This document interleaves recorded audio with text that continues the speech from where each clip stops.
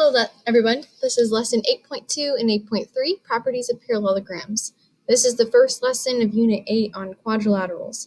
So I posted in today's folder a Quizlet game that you might want to look over before doing this lesson. It goes over just all of the different properties of quadrilaterals and all the different types of quadrilaterals to give you a little intro of Unit 8 and to kind of see what you already know and what you're about to learn.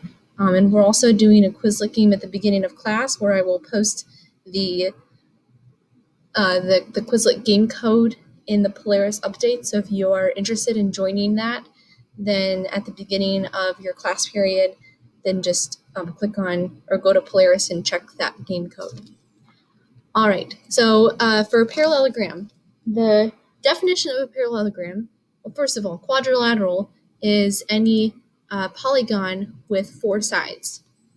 So a parallelogram is a type of quadrilateral with both pairs of opposite sides being parallel. And I thought this was warmed up. Okay, there we go. Sometimes it just takes a few clicks.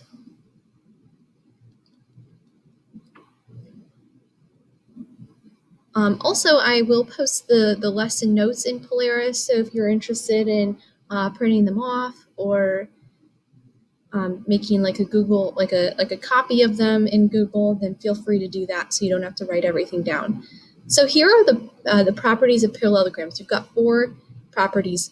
If a quadrilateral is a parallelogram, then its opposite sides, so here we have a parallelogram, so its opposite sides are also congruent. So first of all, we're already assuming that the opposite sides are parallel, so we can draw a little parallel symbol here and one here.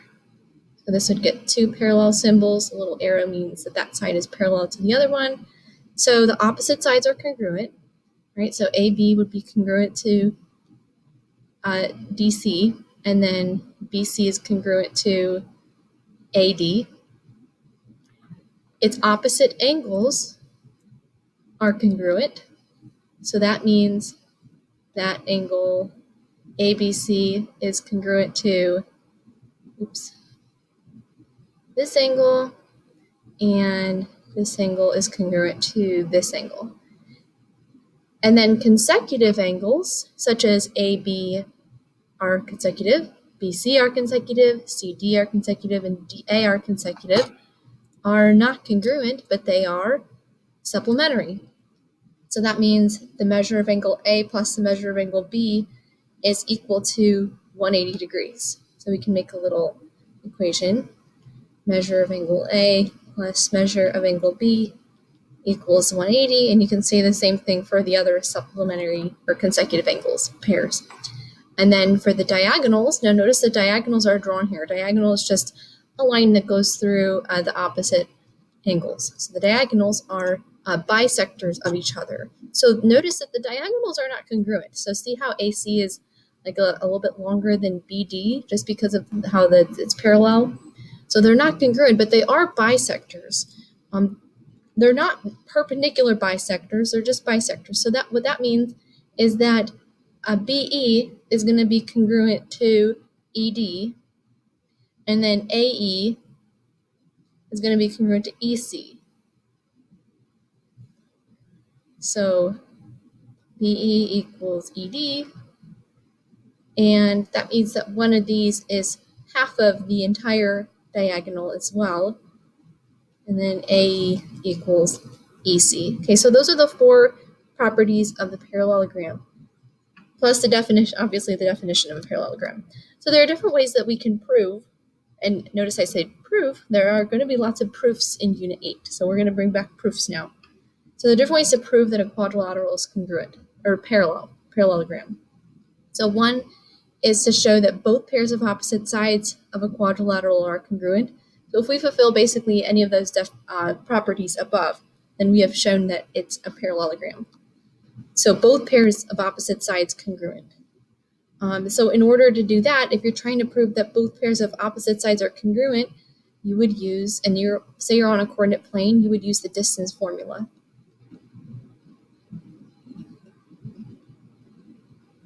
You'd find the length of AB, find the length of CD, and then AD and BC, and check that they are equal to each other.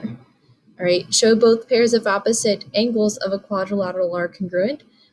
For this, you could use slope, or you could use a protractor to prove that those two are congruent and these two are congruent. I guess we can mark up these. Just show one pair of opposite sides is both parallel and congruent. So if you just want one pair, then you can show that it's both parallel and congruent. So say we know that AB and CD are parallel and they're also congruent, then we have enough to say that it's a parallelogram. Or if you know any of the coordinates of the bisectors, you can show that the bisectors bisect each other, or sorry, the diagonals bisect each other. So you would have to know what the intersection of the diagonals are. So you would have to know the coordinate E to show that these are congruent. Or if you have like numbers in a diagram. So those are the 4 different ways that we can prove that a quadrilateral is a parallelogram. So let's do some examples. So we're going to solve for the variables in the parallelogram. So here, if it's a parallelogram, then we know that opposite sides are congruent, so we would set these two equal to each other, and then those two equal to each other. So a minus 3 is 14, a is 17, b plus 2 equals 7, so b equals 5. So pretty basic math for now. It probably will get more complicated, or it could get more complicated. We skipped number 2.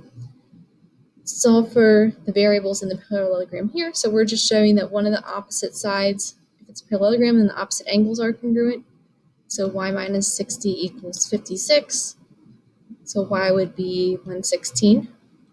And then 3x plus 4 opposite sides are congruent. 3x is 12, so x is 4. And then for number 3, now here we're not going to want to say the opposite angles are congruent because then we have 2 missing variables. Instead, what we'll do is that the consecutive angles are supplementary. So we'll do f plus 30 plus 72 equals 180. So that means f plus 102 is 180. So f would be 78. And then we could do 72 plus 2g equals 180. So 2g would be 108. Divide by 2, and you get 54. All right, and then for here, we're just showing that the diagonals bisect each other, so we would set those 2 equal to each other and these 2 equal to each other. All right, so go ahead and try the math. You should get k equals 2 and j equals 45. All right, for this, it says use a diagram to complete each statement. All right, so here we've got a parallelogram. So we're saying MN. So side MN is this. Now it says that segment MN is congruent to. So we're not going to say like the value. We're going to say the segment. So it would be segment PO. If there were numbers and it said equals, then you would put what it was equal to. So ON is this side. So we would do PM, segment PM. Oh, I guess we're going opposite here. Okay, so MN would also be parallel to PO. Okay, angle MPO. So that's going to be congruent with angle ONP. And those would be listed, ONM. Right? MPO, ONM. Yes. And then segment PQ. That's part of the diagonal, so that would be the other part, which would be NQ. And then, does it really matter if you do NQ or QN, not really. I'm not that picky about the order in that sense. So QM is this diagonal, so we're going to say QO. And then angle MQN, MQN. So here we're talking about just vertical angles. So we know vertical angles are congruent. So if we're doing MQN, we would say OQP. Angle OQP. Then angle NPO. NPO. Okay, so this one is relating back to our alternate interior angles where we have parallel segments here, and then we have a transversal PN. So if we're saying this angle here, the alternate interior angle would be this angle. So if we're saying NPO, that would be congruent to angle PNM.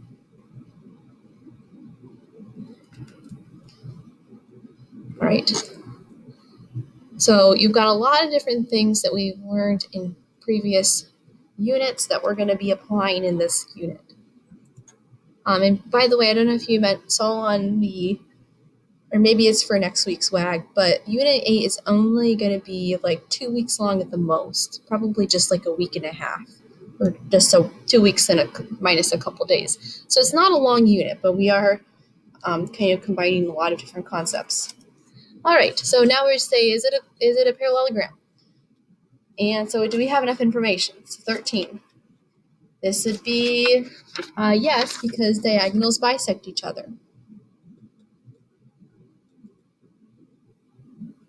Diagonals bisect each other. Here we have opposite angles congruent and consecutive angles are supplementary, so this would be yes. Opposite angles are congruent. And consecutive angles are supplementary. All right, here we know that opposite sides are congruent and parallel, so this would be yes. Opposite side. So this is just one pair. It's okay if it's just one pair as long as we know that it's both opposite sides congruent and parallel. Sorry for my chicken scratch. I'm just trying to get through this lesson quicker, if you don't mind. Number 16. So now we're kind of relating into coordinate planes. Draw a quadrilateral ABC in the coordinate plane. So we'll do A is 2, 5.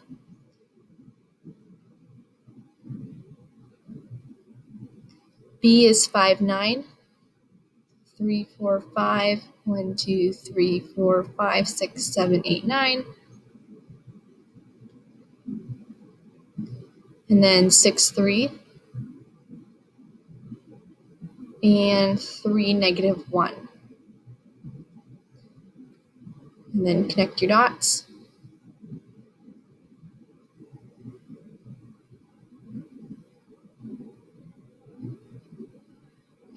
All right, so now the question, is it a parallelogram? So there are many different ways we could prove it. One way we could do it is by finding, maybe the easiest way might be to do opposite sides congruent and parallel. So let's do AB and DC. Let's find the length of AB and DC. Okay, so using the distance formula, AB would be the square root of 5 minus 2 squared plus 9 minus 5 squared.